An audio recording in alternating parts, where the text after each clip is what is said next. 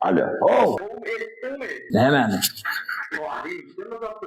Ay ne ettin ay? Ayda ora şeydi. Oğlanlar ayda koyayım.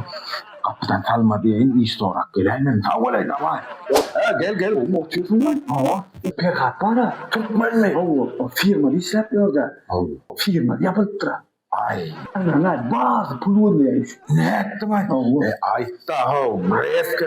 Çorna falan. On kam takın. Pullu lepir geleyim. Bildiğine diyen ne o? Bildiğine diyen. İş varlar. Bileyim.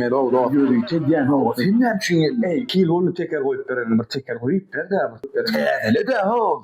Pul zamanlar arasmalıyız. Ya. Aslayım ama. Ama bir şundan ha. Benim şundan ha. Dörtfen teker 1 lirası yok da ya. Geçmen tam o. Ama miskit kan. Oydum ama işlerine. Varım şu var. Kaça prosent? Hani 30% 2020 yılda. 30% skit ka koydum. Oha 10 yılda tekerin tarihinde. Ya o 21. yılda 25.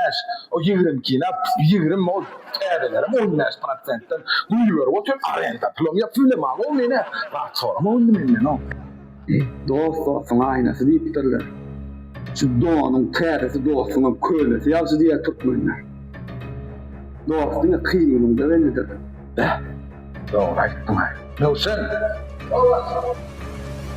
Are şuna. Kapıyı nirdediğini görküp, men bilen 10 yıl oradan sözler geçen o.